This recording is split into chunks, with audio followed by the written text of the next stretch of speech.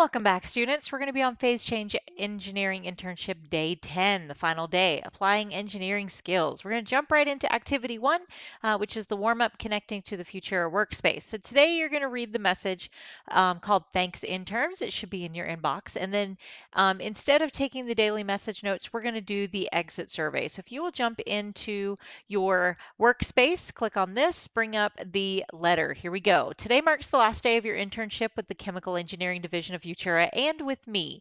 This is from Anton. It has been a pleasure working with you. I'm impressed with how well you used your understanding of phase change and thermal energy to design portable incubators. I hope you've learned a lot about using the models and designing solutions to engineering problems. There is one last thing that I need you to do is complete our internship exit survey. This internship exit survey is a way for Futura to assess how we are meeting the needs of our interns and help us develop the internship program for future interns. Just like your baby warmer designs, we want your internship experience to be optimal. So each internship is like a new iterative test. Start your internship exit survey now. You'll find it in your inbox. Good luck with your future, Anton. So we're going to go into that exit survey here. Okay, so um, reflecting on the internship. So you're going to submit your survey once you've completed it. But before you do that, we need to go through how to do this. They've provided this survey to find out what you think about the engineering and your experience with the engineering interns. Sometimes it's helpful to actually talk through difficult concepts to help you understand the concepts more clearly than if you were just to think about them on your own. So you're going to take turns answering the questions on the survey with your shoulder partner or with your group. Imagine you're talking to a new intern. Okay, so you're going to discuss those questions. Pause the video here. Take, let's see, how many questions do you have? Let's look. You've got a few questions.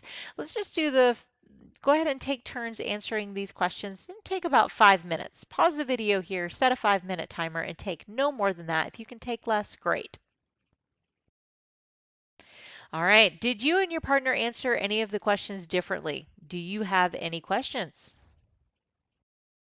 All right, if you have questions that you can't discuss with your partners, you feel free to raise your hand and ask your teacher. I will be happy to help you. All right, so let's discuss your final reflections on your internship experience and how you liked working as a chemical engineering intern. All right, so what advice do you give to future interns?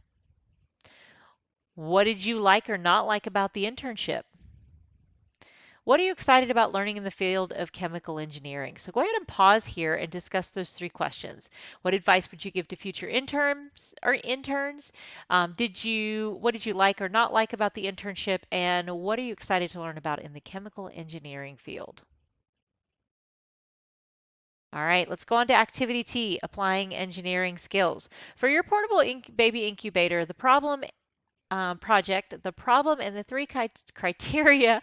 Let's try that again. For your portable baby incubator project, the problem and the 3 criteria were defined by Futura and the Global Health Organization. Today, you're going to expand your thinking about the engineering about engineering itself and define a new problem and come up with your own criteria to define its solution. So you're going to think of a new phase change problem, such as keeping something cool, keeping something besides a baby warm, or preventing something from becoming dangerously hot. So take a moment to think of some of the problems that are related to phase changes, keeping things warm or cool, and preventing things from getting too hot. So pause the video here, take about 1 to 2 minutes and jot down a couple of ideas of things that may be a problem that we can solve with one of these 3 points. All right, you're going to work in groups to think of problems to solve. Later, you'll have some time to sketch some possible solutions. You have this paper in your packet, defining a problem. It should be at the very back of your packet, so make sure you have that ready and available, so we're going to use that on day 10. It also says it at the bottom in case you need to find it that way. So share and discuss your ideas for the new problems. And as a group, I want you guys to choose one and define the problem on your sheet. You can do this together, but you all need to write your own answers down. So define the problem and write it down. All right, next you're going to come up with, if you need to pause the video here so you can define your problem, please do. You should take no longer than 2 or 3 minutes to discuss and agree upon a problem, and then take a couple minutes to write it down. So you take no more than about 4 or 5 minutes to go ahead and complete this part. All right, next you're going to come up with constraints and criteria. These are very important to defining an engineering problem as well as evaluating potential designs. So you need to come up with 1 to 2 constraints. What are some things that would limit your design solutions? And then 2 to 5 criteria to help you to be able to compare one design to another, or what matters the most to you about this problem. So let's look at some example ideas of constraints or limitations that we could possibly have, or restrictions. So for example, it must be built in a certain amount of time, must use specific materials, and you can list those materials. The scientific concepts must be considered, these are the specific ones. It needs to target a certain population. Safety considerations that you may want people to be thinking of or be within, or potential negative environmental effects that should be avoided. So these are just some examples. You guys can come up with other ones with your group.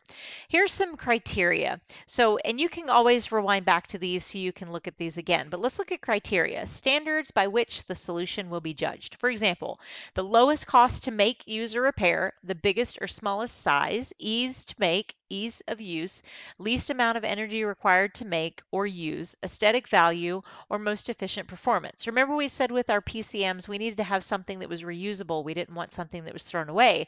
That would be an example of a criteria. So remember that these are just examples. You should brainstorm your own specific criteria for your new problem with your group. So as you discuss those constraints and criteria, you'll use the questions on the sheet to help guide your thinking. Remember the ones that I just read to you? Those are on the bottom of that sheet. Make sure you're using those to guide your thinking. So right now, I want you guys to brainstorm those possible constraints and considerations for your new problem and record them on record a few of them on your sheet. So decide which ones you guys want to do. Take a couple minutes to go ahead and do those. You should take no longer than 5 minutes to do this. Come up with 1 to 2 constraints and 2 to 5 criteria. Pause the video here to complete that. All right, next you're going to think like engineers to sketch a solution to your problem. Feel free to explore all ideas, whether or not they might be possible. You're going to brainstorm and sketch a possible design that uses your defined criteria to address the problem you selected. So pause the video here, and as a group, come up with a sketch or a design for the solution to the problem that you are putting on the front of, that you put on the front of the sheet. All right, so let's talk about this with each group. At the end of the class period, I may come up to you guys and talk about this all together. If not, I want you guys to go ahead and find another group of 4 people or 3 people and go over to them and tell them what problem you defined, what constraints you came up with, and what criteria you selected. And I want you to ask them to do the same for you. Share those things back and forth with that group because you might be interested in some of their other designs, but that is how engineers do things. They share information with each other. All right. Also, make sure you ask them, how are your solutions similar or different? And did the different criteria lead to a different solution to the same problem that you had? So discuss those questions with your group, and you can pause the video here to look at these questions. I'll bring these back up again so you can use them.